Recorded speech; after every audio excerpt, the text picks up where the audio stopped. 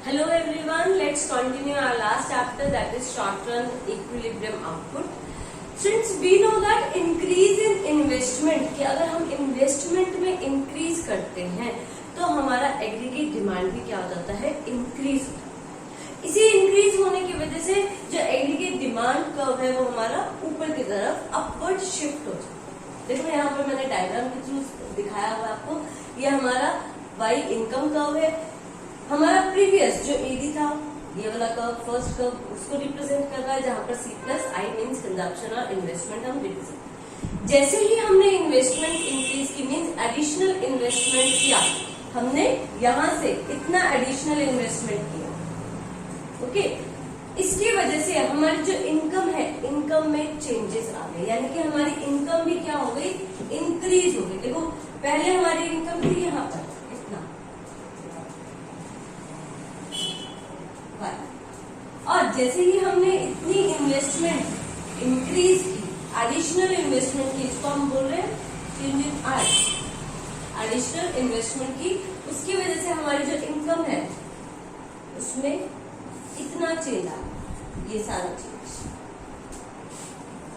यानी कि इन्वेस्टमेंट में थोड़ा सा चेंज आने पर हमारी जो इनकम है उसमें मल्टीपल टाइम्स चेंज आ रहा है। आप देख सकते हो यहाँ ये जो गैप है ये कम है as compare to this gap, ये वाला गैप आपका बहुत ज्यादा है अगर इस गैप को हम देखें तो, okay. So additional investment causes multiple increase in income, कि थोड़ा सा अगर एडिशनल इन्वेस्टमेंट हम करते हैं उसकी वजह से हमारी इनकम में मल्टीपल टाइम्स इंक्रीज हो जाता है। और ये जो एडिशनल इन्वेस्टमेंट किया है, दिस कॉज मल्टीप्लायर इफेक्ट। इसी की वजह से हमारे पास एक कंसेप्ट आता है इन्वेस्टमेंट मल्टीप्लायर का, कि यहाँ पर देखो, यहाँ पर हमने क्या देखा, मल्टीपल इफेक्ट देखा। किसकी वजह से, इन्वेस्टमेंट की वजह से इनकम में मल्टीपल टाइम्स इंक्रीज हो गया। इसी मल्टीपल इफेक्ट को हम बोलते हैं इन्वेस्टमेंट मल्टीप्लायर। देखो, it refers to number of times by which the increase in income exceeds the increase in investment, कि इन्वेस्टमेंट में इंक्रीज होने से थोड़ा सा अगर हम चेंज कर रहे हैं इन्वेस्टमेंट को, एडिशनल इन्वेस्टमेंट कर रहे हैं हम, तो हमारा उसकी वजह से इनकम जो है मल्टीपल टाइम्स यानी कि मेनी टाइम्स जो है इंक्रीज हो जाए।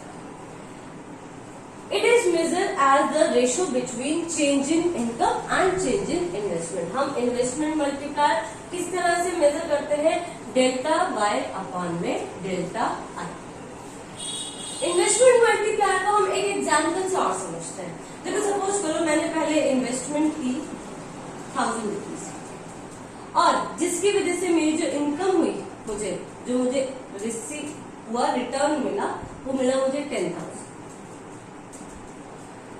अब मैंने थोड़ी सी एडिशनल इन्वेस्टमेंट कर दी, मीन्स इन्वेस्टमेंट बढ़ाकर कितनी कर दी, 2000। तो 1000 थी तो 10,000, अब 2000 हो गई, तो इसका मतलब मेरी इनकम कितनी हो जाएगी, 20,000। अब यहाँ देखो, यहाँ पर चेंज कितने का आया हमारे पास, 2000 माइनस 1000 यानी कि 1000 का चेंज, हमारा एडिशनल इन्वेस्टमेंट। जबकि इनकम में कितने का चेंज आया आपके पास, 10,000 एडिशनल।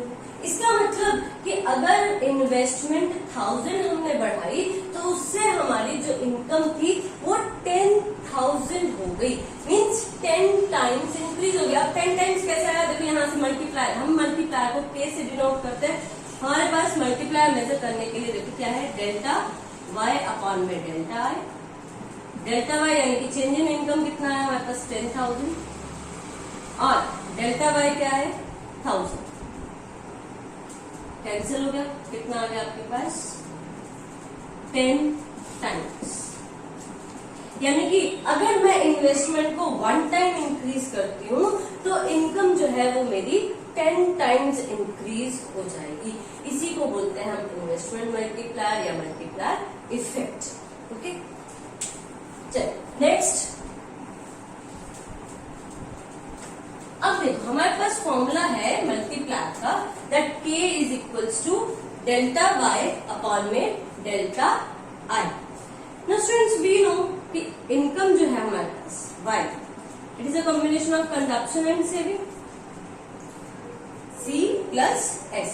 लेकिन अगर हम इक्विलिब्रियम की बात करते हैं तो वहां पर हमें पता है कि एस किसके इक्वल होता है, आपके आई के इक्वल। तो यहाँ पर मैं वाई को क्या लिख सकती हूँ, सी प्लस आई लिख सकते हैं। अब डेल्टा वाई, अगर चेंज इन वाई मुझे निकालना है तो it will be also equal to delta C plus delta I. यहाँ से डेल्टा आई की वैल्यू निकाल लीजिए, delta I is equal to C इधर आ जाएगा तो delta y minus delta c. Now let's put this value of I in this first equation. इसमें हम पुट कर देते हैं, ये देखिए यहाँ पे करके दिखा देते हैं। यहाँ पे पुट करेंगे तो k is equals to delta y as it is upon में डेल्टा i की जगह क्या लिख सकते हैं मैं, delta y minus delta c, y minus delta C. Now divide both numerator and denominator by delta y. Divide both numerator and denominator by delta y. Delta y से मैं डिवाइड कर दूंगी, ध्यान रखिए।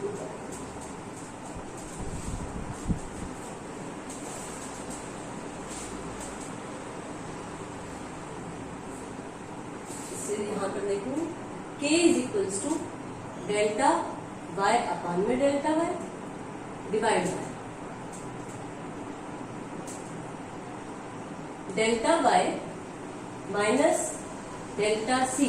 अगर इनको पूरे को मैं डिवाइड करूंगी डेल्टा y से तो ऐसे लिखूंगी, पूरे का मतलब है यानी कि मैं दोनों ही डिवाइड हो रहे हैं डेल्टा y से, तो मैं इसको इस तरह से भी लिख सकती हूँ, डेल्टा y अपॉन में डेल्टा y।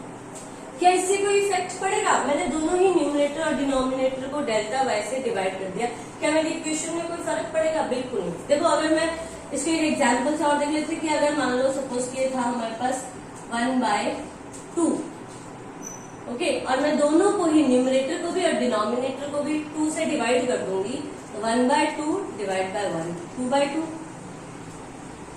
ये 2 क्या हो जाएगा, ऊपर चला जाएगा। इसको कैसे लिख सकती हूँ मैं, 1/2 इंटू में 2/2, तो ये फिर से कैंसिल हो जाएगा। क्या कोई फर्क पड़ा इससे मेरी इक्वेशन में, कोई भी फर्क नहीं पड़ा। इसीलिए मैंने क्या किया, दोनों को, न्यूमरेटर को भी और डिनोमिनेटर को भी, दोनों को ही डेल्टा वाई से डिवाइड कर दिया। अब डेल्टा वाई डिवाइड करोगे तो 1 डिवाइड में डेल्टा वाई 1 अगेन माइनस। अब ये देखो ये किसका फॉर्मूला है, delta C upon delta Y, ये है हमारे पास एमपीसी, यानी कि इसकी जगह मैं लिख सकती हूँ एमपीसी। तो मेरे पास फॉर्मूला क्या आ गया, एक और मल्टीप्लाई निकालने का, k is equals to 1 upon में 1 माइनस एमपीसी, और 1 माइनस एमपीसी क्या है, और k is equals to 1 minus MPC हमें पता है एमपीएस के इक्वल होता है। तो हमारे पास ये दो रिलेशन और आ गए, एक तो एमपीसी के साथ और एक एमपीएस के साथ। देखो यहाँ पर मल्टीप्लायर का जो रिलेशनशिप है एमपीएस के साथ, वो कैसा रिलेशनशिप है, इनवर्स रिलेशनशिप है, कि अगर एमपीएस इंक्रीज होता है तो मल्टीप्लायर डिक्रीज हो जाएगा, और एमपीएस अगर डिक्रीज होता है तो मल्टीप्लायर इंक्रीज हो जाएगा। और वहीं एमपीसी के साथ कैसा रिलेशनशिप है, पॉजिटिव रिलेशनशिप है, कि एमपीसी इंक्रीज होगा then multiplier will also increase, and if MPC will decrease then multiplier will also decrease. Clear? तो ये था हमारे पास relationship. Now let's see some practical questions based on this. So here I have written 2 questions based on that multiplier. Let's see the first question. देखो, in an economy government makes some additional investment. एक economy है, वहां पर government ने additional investment की है, find its value, हमें वो एडिशनल इन्वेस्टमेंट फाइंड आउट करनी है। When MPC is equals to 0.5 and increase in income is equals to ₹1000। देखो एमपीसी आपको गिवन है, इंक्रीज इन इनकम, इसका मतलब क्या है कि हमारे पास जो डेल्टा वाई है that is equals to ₹1000। Now let's see the solution. We know that k is equals to k की वैल्यू क्या होती है डेल्टा y अपॉन में डेल्टा i ये होती है। लेकिन हमारे पास एक और फॉर्मूला भी है जो कि रिलेशन बताता है एमपीसी और मल्टीप्लाई। तो मैं वहां से क्या निकाल सकती हूँ उस फॉर्मूले का यूज करके, इसका ना यूज करके मैं कौन से फॉर्मूले का यूज कर रही हूँ अभी, k is equal to 1 upon में 1 माइनस एमपीसी। ऐसा मैंने क्यों किया, क्योंकि अगर मैं इसका यूज करती हूँ तो यहाँ पर सिर्फ मेरे पास क्या है डेल्टा y, ना तो मुझे k की वैल्यू पता है और ना ही मुझे डेल्टा i की वैल्यू पता है। तो इन दोनों जब दो वैल्यूज पता ही नहीं है तो इसका मतलब मैं ये वाला फॉर्मूला तो यहाँ पर यूज अभी नहीं कर सकती अभी के। तो कौन सा यूज होगा, एमपीसी मुझे गिवन है, लेकिन मुझे भी पता है कि के मल्टीप्लाई और एमपीसी के बीच में रिलेशनशिप शो हो रखा है, मेरे पास एक फॉर्मूला है, तो वहां से मैं मल्टीप्लाई पहले फाइंड आउट कर लेती हूँ। So by using this one formula I will find out multiplier 1 upon में, here MPC value is given that is 0.5, 1 upon 1 minus 0.5, 1 minus 0.5 will be 0.5. Now remove the decimal and it will be 10. Cancel it 2. It means k's value will be 2. k की value कितनी आ गई हमारे पास 2। अब देखो, अब मैं इस फॉर्मूले को यूज करूंगी, क्यों, क्योंकि मुझे क्या निकालना है, एडिशनल इन्वेस्टमेंट निकालनी है। और एडिशनल इन्वेस्टमेंट के लिए मेरे पास कौन सा फॉर्मूला है, ये वाला कि मैंने फाइंड आउट कर लिया है, एडिशनल इनकम मुझे गिवन है, एडिशनल इन्वेस्टमेंट हम यहां से फाइंड आउट करेंगे। Next, now we know that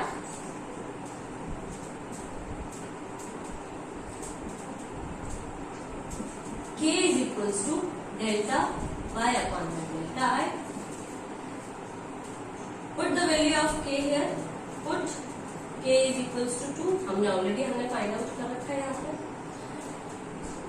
तो 2 is equals to therefore delta y क्या है हमारे पास, इंक्रीज इन इनकम हमें गिवन है 1000 डिवाइड बाय डेल्टा i हमने फाइंड आउट किया। तो यहां से इसको रख कर देती हूँ,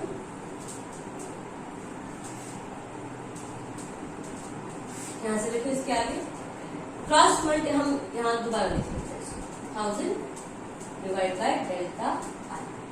क्रॉस मल्टीप्लाई करेंगे तो डेल्टा आई से चला जाएगा, is equals to 1000 divide by 2, so it will be ₹500। It mean additional investment कितने की, 500। ठीक है, तो इस तरह से आप इसको क्वेश्चन को सॉल्व करेंगे। नेक्स्ट क्वेश्चन देखते हैं, if MPC is equals to 0.5, आपको एमपीसी गिवन है 0.5, how much additional investment is required. यहाँ पर भी हमें क्या निकालना है, एडिशनल इन्वेस्टमेंट निकालनी है, is required to increase income by 600। Also find the multiplier, साथ ही हमें क्या फाइंड आउट करना है, मल्टीप्लायर फाइंड आउट करना। तो देखो यहाँ पर भी एमपीसी गिवन है, एमपीसी देखो क्वेश्चन को ना बड़ा सिंपली लेके चलो।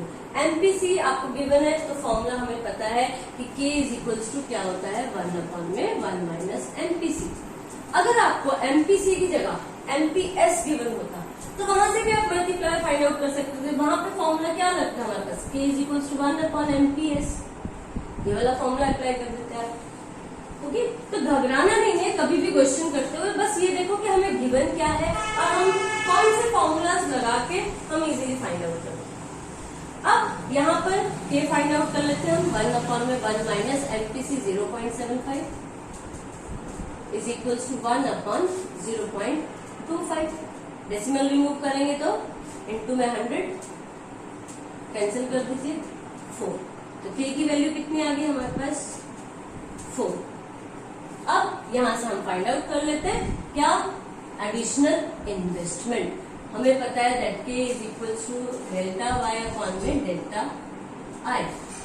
k, put the value of k here, k is equal to 4, delta y it is given 600 divide by delta i।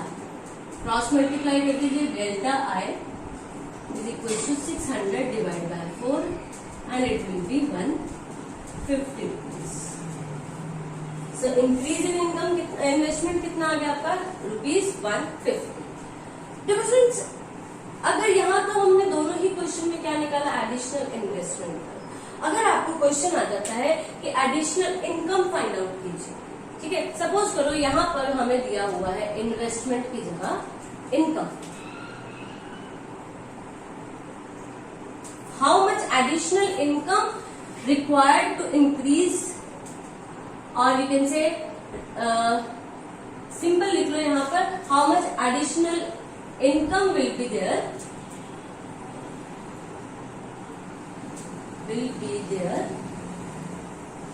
if increase in investment is ₹600। क्या अगर आपको इंक्रीज इन इन्वेस्टमेंट गिवन है यहाँ, तो क्या कर लोगे, बस इनकम, यही फॉर्मूला सेम ही रहेगा। क्या चेंजेस आ जाएंगे आपके, देखो के की वैल्यू तो हमने वही 4 निकाल ली, एमपीसी में हमारा कोई चेंजेस नहीं है, एमपीसी। अब 4 is equal to additional income निकालनी है, तो delta Y as it is रहेगी। एडिशनल इन्वेस्टमेंट गिवन है 600, तो एडिशनल इन्वेस्टमेंट की जगह हम लिख देंगे 600, क्रॉस मल्टीप्लाई कर दो, तो 600 multiply by 4, it will be delta Y, 6 4 are 24, so it will be 2400। ठीक है, तो अगर इस तरह से चेंज करके आ जाए, इन्वेस्टमेंट दी हुई है तो इनकम निकाल सकते हैं, इनकम दी हुई है तो investment. Clear? Now these kind of questions only you will find here regarding your multiplier। Next और भी क्वेश्चन आएंगे, उससे पहले हम करते हैं multiplier mechanism. Students, let's discuss about the multiplier mechanism, कि मैकेनिज्म की किस तरह से मल्टीप्लायर जो है हमारी इकोनॉमी में वर्क करता है, देखते हैं। तो यहाँ पर देखो मैंने एक टेबल बनाया है, यहाँ पर राउंड 1 2 3 अप टू 10 तक लिखे।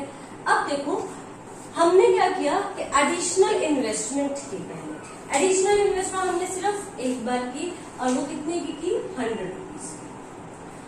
अब एडिशनल इन्वेस्टमेंट की है तो इसका मतलब वही इनकम भी बन जाएगी। इनकम में भी सपोज हमने की कि हमारे पास एडिशनल इनकम कितनी हो गई 100।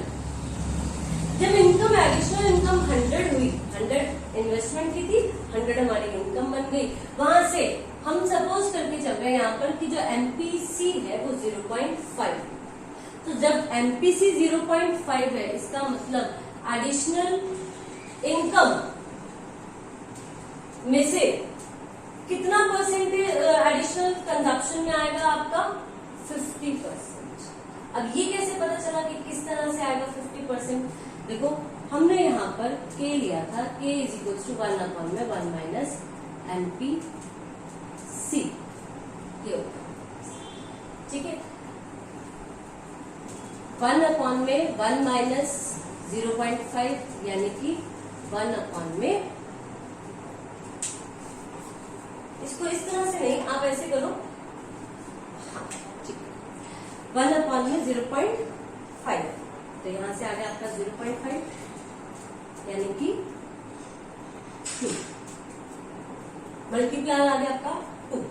लेकिन यहां से हमने क्या निकालना था, हमने निकालना है चेंज इन कंजप्शन। तो क्या हम ये फॉर्मूला यूज करेंगे? बिल्कुल। यहाँ पर हम ये फॉर्मूला यूज नहीं करके क्या करेंगे, एमपीसी से हम निकाल लेंगे। देखो एमपीसी हमारे पास होता है चेंज इन सी अपॉन में change in Y, change in C upon में change in Y, change in C upon change in Y, इसको हम बाद में करते हैं डिस्कस।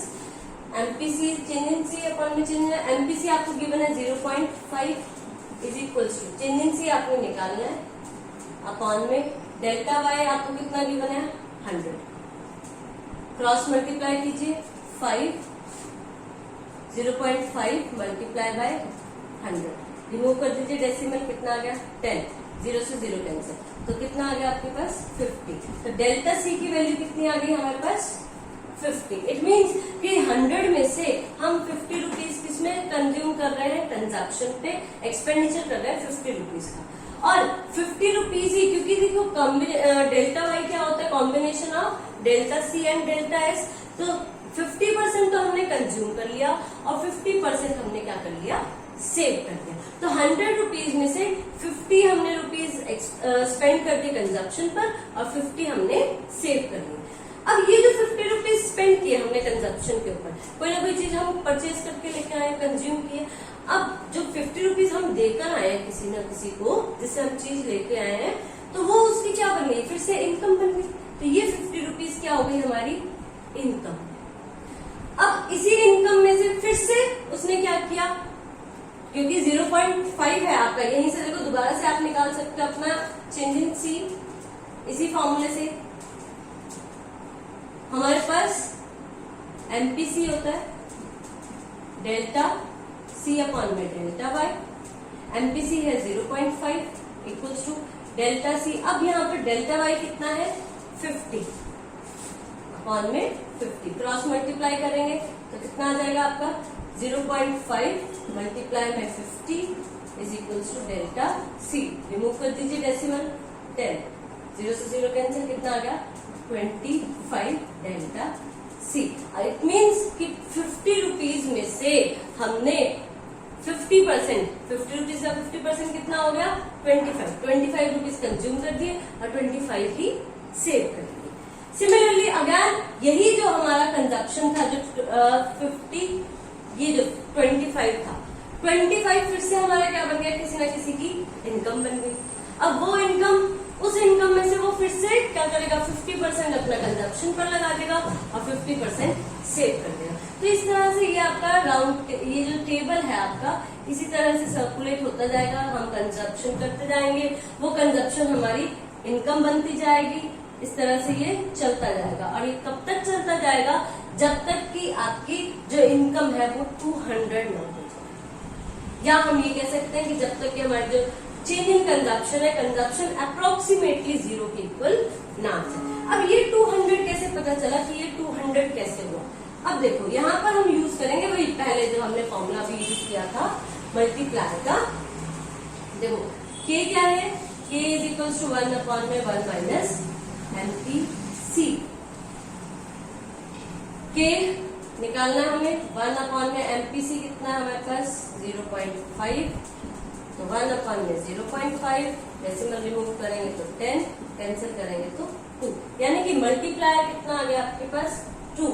इट मीन्स कि इन्वेस्टमेंट में अगर 1 का चेंज आ रहा है, एडिशनल इन्वेस्टमेंट 1 हो रही है, तो हमारी इनकम में कितने का चेंज आ रहा है 2 का। तो अगर हमारी इन्वेस्टमेंट 100 है, इन्वेस्टमेंट 100 है, तो इनकम कितनी हो जाएगी 200, उसका डबल। क्यों, क्योंकि हमने अभी देखा कि अगर हमारा एमपीसी 0.5 है तो हमारा मल्टीप्लाई, यानी कि कितने टाइम्स मल्टीप्लाई हो जाएगी हमारी इनकम, 2 टाइम्स मल्टीप्लाई हो जाएगी। और 100 को 2 टाइम्स मल्टीप्लाई करेंगे तो क्या आएगा आपके पास 200, ठीक है। और इसका जब आप एडिशन करेंगे तो ये भी 100 होगा, क्योंकि हमने क्या कहा, इसी यहाँ से देख सकते हो आप, देखो 200 में से 50% हमारा कंजप्शन पे जा रहा है और 50% हमारा जा रहा है सेविंग पे। इसी तरह से आपका जो मल्टीप्लायर प्रोसेस है वो प्रोसेस भी बन जाता है। प्रोसेस कैसे, अगर क्वेश्चन आ जाता है मल्टीप्लायर प्रोसेस बनाना, तो आपके पास क्या है कि चेंज इन इन्वेस्टमेंट, इन्वेस्टमेंट में चेंज आया, इन्वेस्टमेंट में चेंज आने से हमारे पास किसमें चेंज आया, इनकम में चेंज, और इनकम में चेंज आने से किसमें चेंज आया हमारे पास, कंजप्शन में चेंज आया, और कंजप्शन में चेंज आने से फिर से हमारे पास इनकम में चेंज। और ये प्रोसेस इसी तरह से कंटिन्यू, इनकम में आया, फिर से इनकम की वजह से कंजप्शन में आएगा, फिर से कंजप्शन की वजह से इनकम में, तो ये प्रोसेस हमारा चलता जाएगा, कंटिन्यू रहेगा ये प्रोसेस। कब तक कंटिन्यू रहेगा, जब तक कि आपकी जो टोटल कंजप्शन है वो 0 ना हो जाए, जो एडिशनल कंजप्शन है वो 0 ना हो जाए। ओके, तो हम यहाँ पर ये कह सकते हैं कि जो कंजप्शन है वो एक तरह से, जो एक्सपेंडिचर है वो एक तरह से हमारा इंजेक्शन का काम करता है इकोनॉमी के अंदर, क्योंकि कंजप्शन की वजह से ही इनकम इंक्रीज होती जा रही है, ठीक है। तो इकोनॉमी में अगर हमें इकोनॉमी चलानी है तो इसमें एक्सपेंडिचर होना बहुत जरूरी है, एक तरह से इंजेक्शन का, इंजेक्ट कर देता है मनी कंजप्शन। और वहीं सेविंग क्या है, सेविंग लीकेज का रोल प्ले कर रही है। यहाँ से इतने देखो, कहाँ तो 100 रुपीज की इनकम हुई थी और अब सिर्फ 50 रुपीज ही इनकम हो रही है, ये 50 तो हमने बचा लिए, ये तो हमारे पास ही रह गई, ये तो इकोनॉमी में आई ही नहीं। तो ये क्या है, एक तरह से सेविंग, किसको, सेविंग को हम बोलते हैं लीकेज, और कंजप्शन हमारे पास हो जाएगा एक्सपेंडिचर हमारा इंजेक्शन। आता है आपके पास forward action and backward action. कि फॉरवर्ड एक्शन क्या होता है मल्टीप्लायर का और बैकवर्ड एक्शन क्या होता है। देखो फॉरवर्ड एक्शन जब फॉरवर्ड यानी कि आगे की तरफ मूव ऑन होगा तो इनकम में इन्वेस्टमेंट में इंक्रीज होने से इनकम में जब इंक्रीज होता है तो इंक्रीज होने के कंसेप्ट को हम बोल रहे हैं फॉरवर्ड एक्शन। और जब इन्वेस्टमेंट में स्लाइटली सा हम डिक्रीज करते हैं थोड़ा सा डिक्रीज करते हैं उसकी वजह से जो मल्टीपल टाइम्स हमारी इनकम डिक्रीज हो जाती है उसको बोलते हैं हम backward action. Now let's see how we can write it that multiply action is called forward action. Forward हम उसको कब कहेंगे when there is a multiple increase in income caused by an increase in investment। कि investment के increase होने पर income में जब इंक्रीज होता है उसको बोलते हैं हम फॉरवर्ड एक्शन। और बैकवर्ड एक्शन कब बोलेंगे multiply action is backward when there is a multiple decrease in income caused by an decrease in investment। कि इन्वेस्टमेंट के डिक्रीज होने पर इनकम में जब डिक्रीज हो जाता है तो उसको बोलते हैं हम बैकवर्ड एक्शन। नेक्स्ट हमारे पास आपको एक क्वेश्चन अराइज होता है क्या that what will be the value of multiplier if entire additional income is converted into additional consumption. कि अगर एडिशनल कंजप्शन में हमारी पूरी की पूरी जो इनकम है वो कन्वर्ट हो जाती है तब हमारे मल्टीप्लायर के ऊपर क्या इफेक्ट पड़ेगा। अब देखो यहाँ पर हमें पता है देखो हमारे पास फॉर्मूला है MPC is equals to change in C upon में चेंज इन वाई। अब ये कह रहे हैं कि अगर एंटायर इनकम कन्वर्ट हो जाती है एंटायर आपके एडिशनल कंजप्शन में इसका मतलब क्या है इसका मतलब कि आपका जो एडिशनल कंजप्शन है वो इक्वल है एडिशनल इनकम के। यही मतलब है। अब यहाँ पर तो एमपीसी कितना आ जाएगा आपके पास एडिशनल सी अपॉन में एडिशनल वाई होता है। इसकी जगह हम या तो एडिशनल सी की जगह वाई लिख दो या एडिशनल वाई की जगह सी लिख दो। अगर मैं एडिशनल वाई की जगह एडिशनल सी लिख रही हूँ तो मेरे पास एमपीसी आ जाएगा वाई। तो यहां से मल्टीप्लायर की वैल्यू कितनी आ गई देखो मल्टीप्लायर के इज इक्वल्स टू 1 अपॉन में 1 माइनस एमपीसी और 1 अपॉन में 1 माइनस एमपीसी है 1 इट मीन्स 1 अपॉन 0। तो के कितना हो गया हमारे पास इन्फिनिटी। कि अगर आपकी एडिशनल इनकम सारी की सारी इनकम हम कन्वर्ट कर देते हैं एडिशनल कंजप्शन में तो हमारी जो मल्टीप्लायर है उसकी वैल्यू क्या हो जाएगी infinity. Clear. So that's all for today. इसी के साथ आपका ये चैप्टर भी खत्म होता है। Thank you and have a nice day.